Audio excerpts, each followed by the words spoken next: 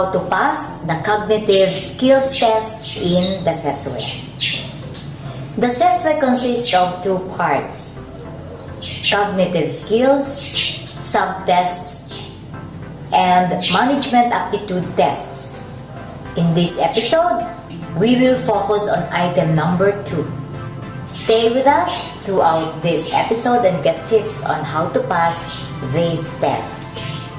Cognitive skills tests are among the most common psychometric tests used in the recruitment process. Employers use these tests to help them shortlist applicants by scoring them on a range of cognitive skills. In the CES process, these tests are used as qualifying tests for the third level CES eligibility via the CES-WE. A cognitive ability test measures your abilities in areas such as memory, reasoning, perception, problem-solving skills, and numerical reasoning. These tests are typically multiple choice. Cognitive tests come in various guises. It is safe to assume that CES-WE test designers get inspiration from Korn Ferry, SHL, AON, and other international test creators. Here are some tips to help you pass the CES-WE cognitive skills subtests. Study first the concepts and the strategies involved in the tests. Don't just jump into the practice test without knowing the essentials.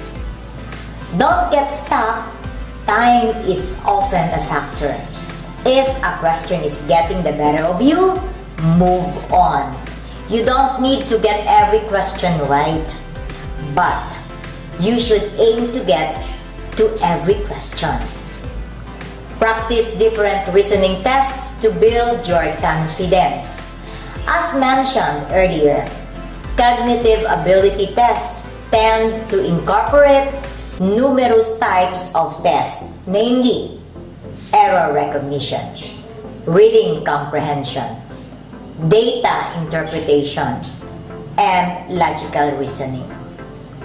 We encourage you to practice these tests to build your confidence.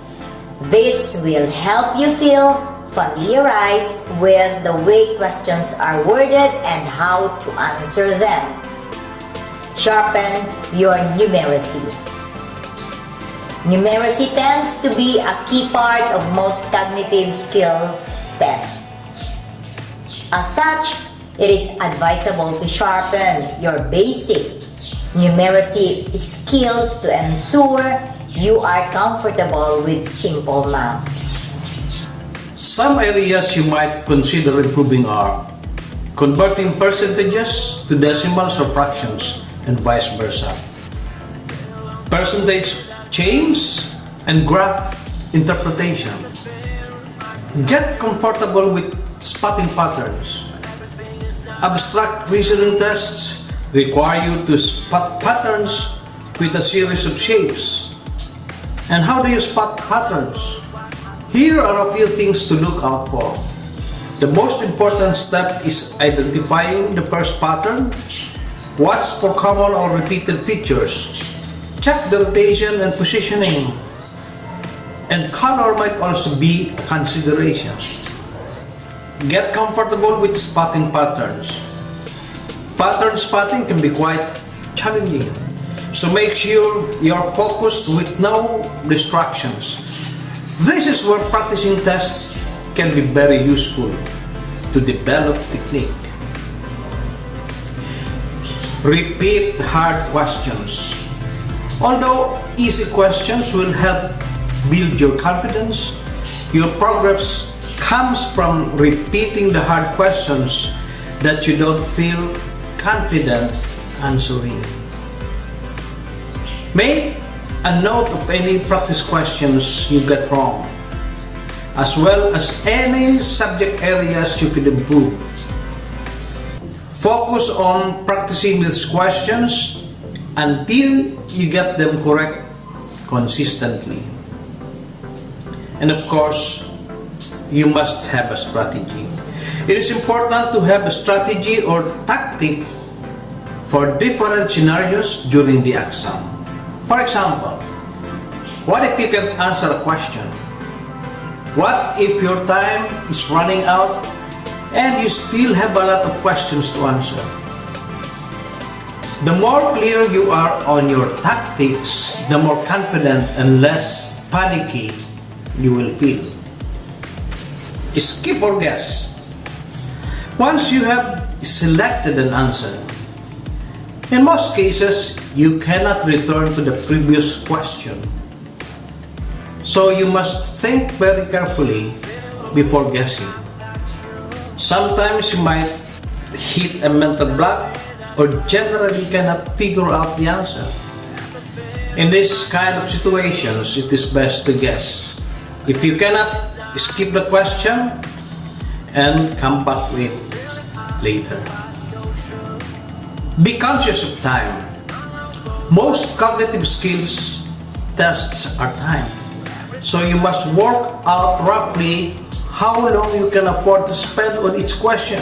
It is good to get some practice under exam conditions by timing yourself. And finally, get a strategic assessment preparation. These tests are meant to be difficult. Low scores in one skill does not mean you don't offer competencies and strengths in others. You must learn the strategic way. And don't waste your money on cheap reviewers or expensive packages. Be wise. Enroll in our CES-WE Online Review Program. It is the most comprehensive review program using a strategic approach and multimedia formats in the country today. Be coached by a real CESO to become a CESO. Yay!